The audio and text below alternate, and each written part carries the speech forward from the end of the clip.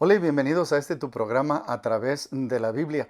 Esta es la semana número 4, el video número 4 que estamos en el libro de los Salmos. En el libro de los Salmos y nos toca leer esta semana, si seguimos la lectura, hasta el Salmo 77. Lo que quiero hacer en este video rápidamente es darles algunos términos que vamos a encontrar cada vez que leemos un salmo. En la parte de arriba hay descripciones, nos dice quién lo escribió o nos dice para quién es, nos dan ideas de con cuánta gente lo va a cantar, en qué tono se va a cantar, con qué instrumentos se van a cantar, y nos dice si es una oración, si es un salmo, si es una meditación. Todas esas palabras son muy importantes y quiero empezar diciendo lo siguiente. Eso que tú encuentras arriba en los salmos, por ejemplo, estoy viendo el Salmo 65 y dice el Salmo 65 al músico principal, salmo, cántico de David. Todo eso que vemos ahí en nuestra Biblia no empiezan los números de los versículos hasta las siguientes palabras. Tuya es la alabanza en Sión, oh Dios, etcétera, etcétera, etcétera. Ahí empiezan los números. En la Biblia de los hebreos, o sea, la Biblia que usan los judíos, eso que acabo de leer, al músico principal, salmo, cántico de David, tiene un número.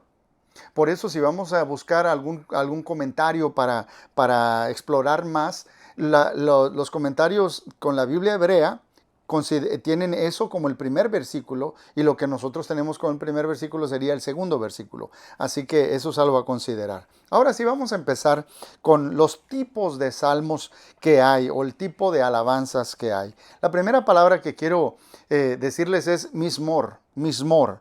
¿Qué es un mismor? Mismor simplemente significa salmo. Está ahí en el 65 dice salmo, punto. Salmo. Salmo es una composición poética para alabar o invocar a Dios. Literalmente significa melodía. Es una melodía. Proviene de la raíz hebrea samar, que significa hacer música en alabanza a Dios. Por ejemplo, Salmo de David. Si dice Salmo de David, es mismor de David. Salmo de David, mismor. Por lo general, este tipo de salmo se acompaña con un instrumento de cuerda. Si David era pastor, seguramente traía un instrumento de cuerda allá donde andaba, o quizás una flauta o diferentes instrumentos, pero él tocaba ¿se acuerdan cuando Saúl se ponía muy mal? Él tocaba para que se tranquilizara. Estos salmos se tocaban así. Existen 57 de los tejilim, de los salmos, que tienen la palabra salmo o melodía. 57 salmos son designados mismor o salmo de alguien. ¿Okay? Algunos escritos por David, otros por otras personas. La siguiente palabra que quiero llamarte la atención se llama shir. Shir.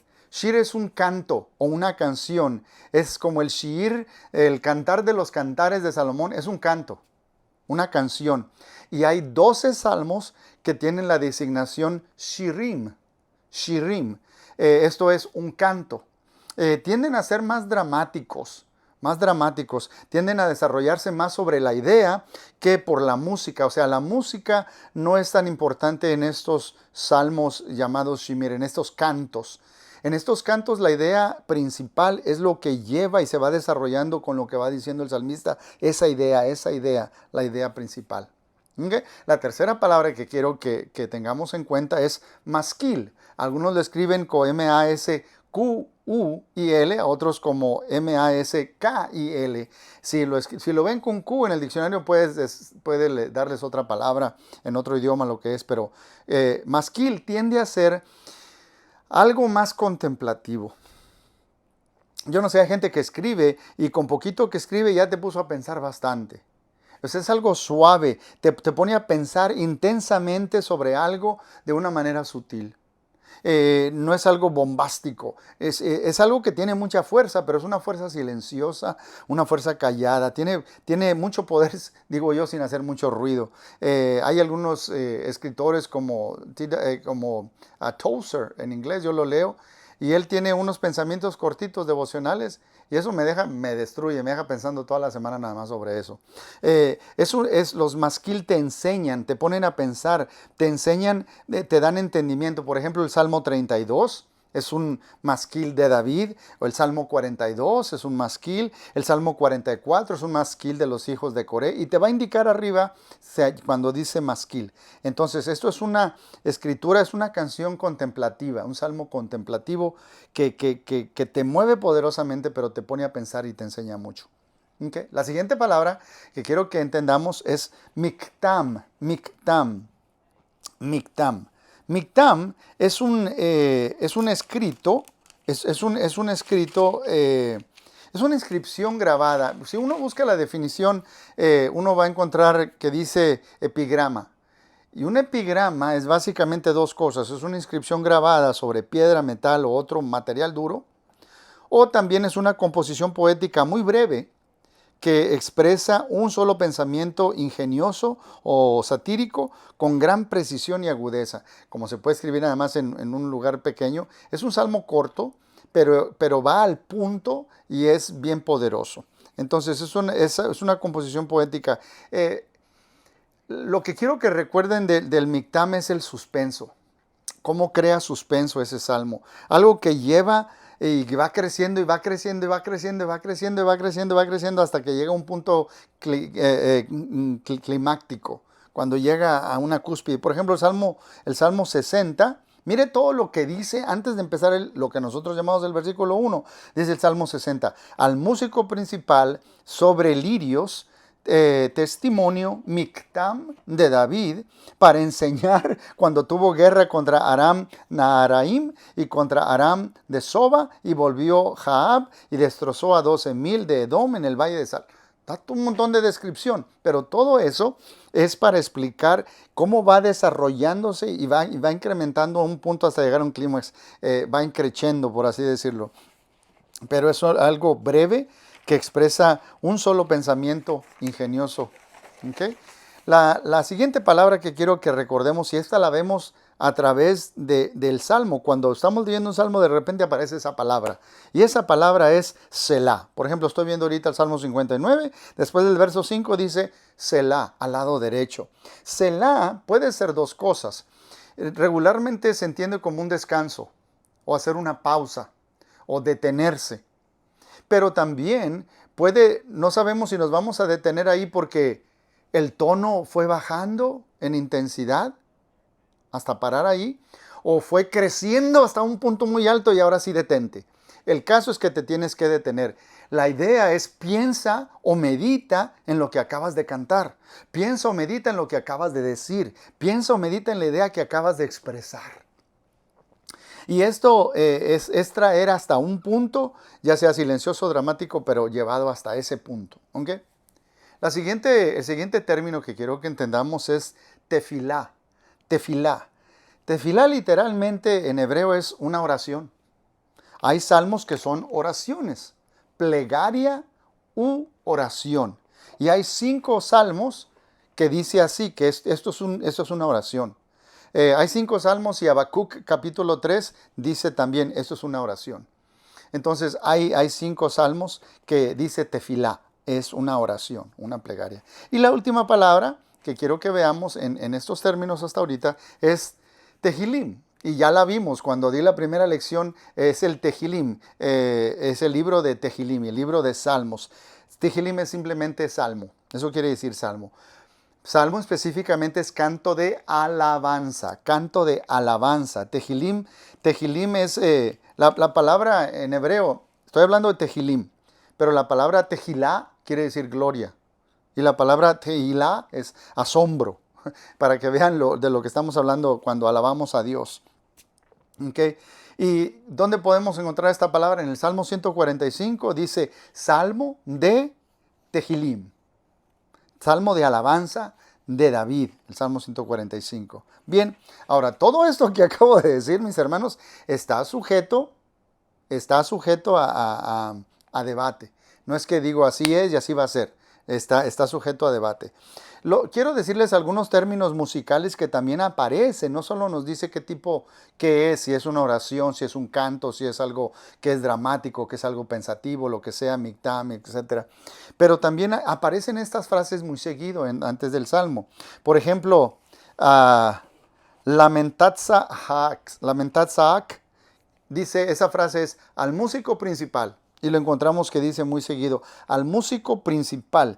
En otras palabras, son palabras que se dirigen al líder, y es el líder el que está cantando y al resto de personas lo acompaña en canto. Yo no sé si han visto cuando no tenemos diapositivas o no tenemos ProPresenter o no proyectamos o no tenemos un himnario para ir siguiendo el que está dirigiendo la alabanza. Dice, por ejemplo, Hail Jesus, you're my King, y todo el grupo va a repetir lo mismo. Hail Jesus, you're my King, your lives leads me to sing, la, la, la, la, la, la. Todos dicen, pero les va diciendo a la gente lo que tiene que ir cantando. Eso es como que el líder está dirigiendo el canto de esa manera. Otro, Ben Cora, los hijos de Coré, que escribieron varios salmos, ahí vemos, ya hablé sobre ellos y cuáles son los que ellos escribieron. Cuando leamos los hijos de Coré, piensa en solistas.